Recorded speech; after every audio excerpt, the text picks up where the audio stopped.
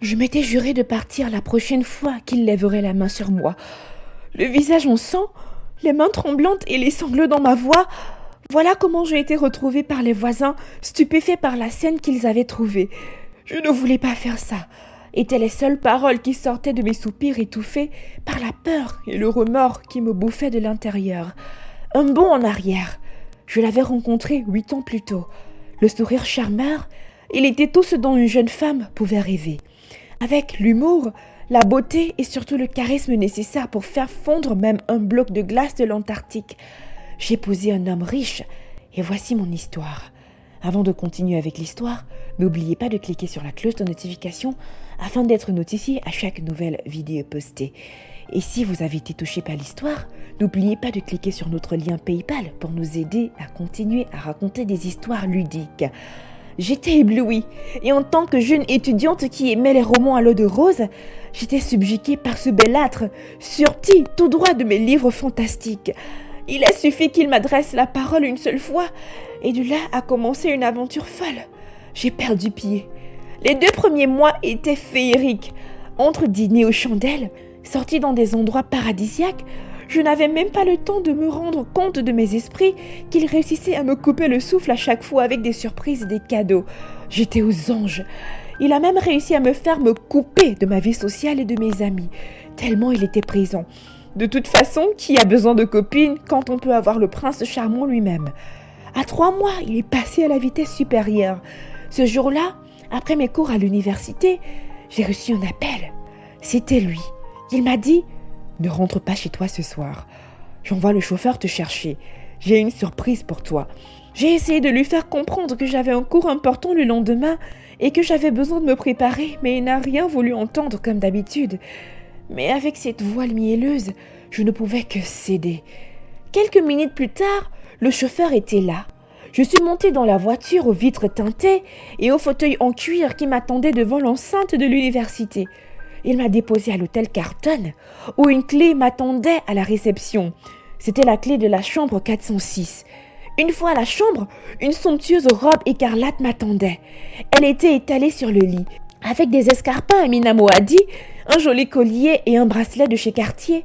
Le téléphone de la chambre a sonné. Et oui, c'était encore lui. « J'espère que ta robe te plaît. J'ai fait de mon mieux pour choisir une tenue à la hauteur de ta beauté. Fais-toi couler un bain et la coiffeuse se chargera de ta mise en beauté. Je te veux éblouissante ce soir. » Je n'ai même pas eu le temps de poser un mot qu'il avait raccroché. J'ai vite fait de prendre un bain chaud dans la baignoire. Et ma coiffeuse est arrivée comme prévu. 1 heure plus tard, j'étais coiffée, maquillée et fin prête pour descendre dans le hall où j'étais attendue. Arrivée dans le hall, il était là, l'homme qui bouleversait mon monde. À part son physique et son charisme, il avait ce parfum tellement viril qui me faisait craquer à chaque fois. Il m'a regardée d'un regard approbateur et m'a dit « Tu es parfaite ». J'ai souri comme une petite fille, puis nous nous sommes dirigés vers le toit de l'hôtel. Dans l'ascenseur, il m'a bandé les yeux. « Mais Laurent, qu'est-ce que tu fais ?» J'ai dit d'une voix amusée. Il a répondu « Chut, fais-moi confiance ». J'ai senti l'ascenseur s'arrêter et d'une main, il m'a guidée sur quelques pas. Puis nous nous sommes arrêtés.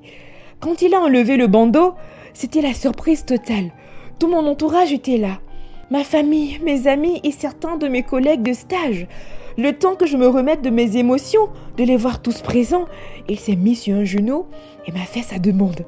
J'ai dit oui en éclatant en sanglots.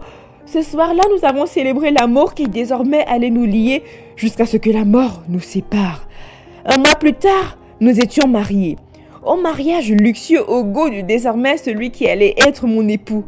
Nous avons effectué des emménagements ensemble. Tout allait bien dans le meilleur des mondes, jusqu'à ce qu'un jour on se dispute. Tout est parti sur une banalité. Je n'avais pas pu rentrer à l'heure car j'avais fini tard à l'université.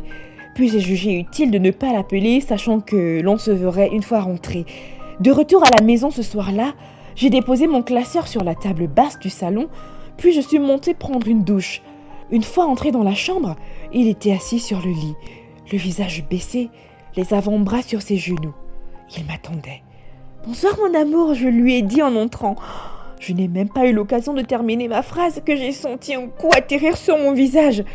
Il m'a roué de coups et une fois que j'étais sur le sol, il s'est arrêté et m'a dit Je t'ai épousé, je t'ai honoré devant les tiens. Maintenant tu es à moi. Ne t'avise plus jamais de revenir tard dans ma maison, c'est clair? Puis il est sorti. Dans ma tête était la confusion totale. J'avais à la fois mal dans ma chair et dans mon âme. Il était tellement différent de l'homme que j'ai connu, mais à la fois c'était de ma faute. J'aurais dû l'appeler, l'informer de mon retour tardif. La culpabilité m'a fait me taire. Quelque part, je l'avais bien cherché. Je n'en avais parlé à personne. Et la vie a poursuivi son cours. Des semaines plus tard, ça s'est reproduit. Et cette fois à cause d'une histoire de cuisine pas faite à temps. Cette fois, je me suis dit que je n'étais peut-être pas assez rapide, raison pour laquelle il a perdu patience. Les violences se sont multipliées, et désormais pour des raisons de plus en plus futiles et absurdes. J'avais mal, mais je ne voulais pas en parler à qui que ce soit, car j'avais honte. Honte d'être traitée de mauvaise épouse, d'être blâmée du fait d'être la cause de ces bastonnades à répétition. En plus, qui allait me croire? À l'extérieur, il était si raffiné et éloquent. Son image était polie comme un diamant de chez le bijoutier. Personne ne m'aurait cru. Au fil des années, nous avons eu 3 enfants. Je me souviens que pendant ma dernière grossesse, il m'a frappée à 3 et 6 mois.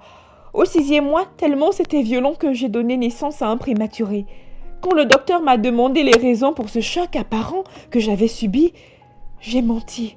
Je lui ai dit que j'avais eu un accident. Mais intérieurement, je me suis promis de ne plus jamais le laisser se produire. Je n'allais plus laisser mes enfants se faire traumatiser par autant de violence.